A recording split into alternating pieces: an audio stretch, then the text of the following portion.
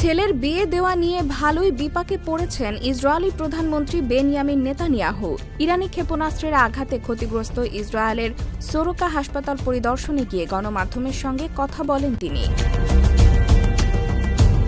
ব্যক্তিগত খেসারত বর্ণনা করতে গিয়ে ইসরায়েলি প্রধানমন্ত্রী বেনিয়ামিন নেতানিয়াহু বলেছেন, ক্ষেপণাস্ত্রের হুমকির কারণে তার ছেলের বিয়ের আয়োজন দ্বিতীয়বারের মতো স্থগিত করতে হয়েছে। আর এমন কথা বলে ইসরায়েলে তীব্র সমালোচনার মুখে পড়েছেন নেতানিয়াহু।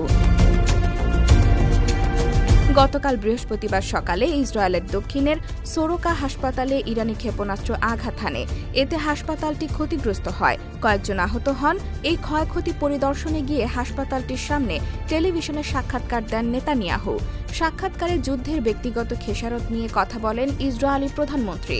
তিনি বলেন, আমরা প্রত্যেকে ব্যক্তিগতভাবে এ যুদ্ধে খেসারত দিচ্ছি, আর আমার পরিবারও এর ব্যতিক্রম নয়।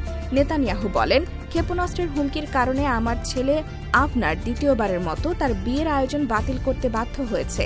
এটি তার বাগদত্তার জন্য একটি ব্যক্তিগত খেসারত।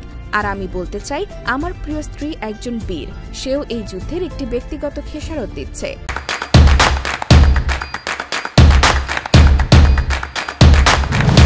আবনার নেতানিয়াহুর বিয়ে প্রথমে নির্ধারিত হয়েছিল 2024 সালের নভেম্বরে, কিন্তু নিরাপত্তার কারণে তখন বিয়ের আয়োজন স্থগিত করা হয়। এরপর নতুন করে তারিখ নির্ধারণ করা হয় 2025 সালের 16 জুন।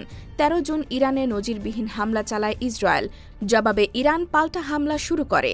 এরই পরিপ্রেক্ষিতে বিয়ের আয়োজনটি দ্বিতীয় দফায় স্থগিত করা হয়েছে। ইরানের সঙ্গে যুদ্ধের ব্যক্তিগত খেসারত নিয়ে নেতানিয়াহু বক্তব্যে কিছু ইসরায়েলি তীব্র প্রতিক্রিয়া জানিয়েছে। ইসরায়েলের পার্লামেন্ট সদস্য গিলাদ কারিফ এক্সে লিখেছেন, ইসরায়েলে এমন অনেক পরিবার আছে যাদের এখন আর কোনো দিন বিয়ের আনন্দ উদযাপন করার সুযোগ হবে না, যা একসময় হওয়ার কথা ছিল।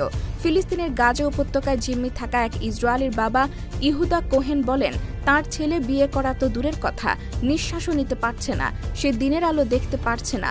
গত 20 মাসের বেশি সময় ধরে সে মৃত্যুর মুখোমুখি অবস্থায় আছে।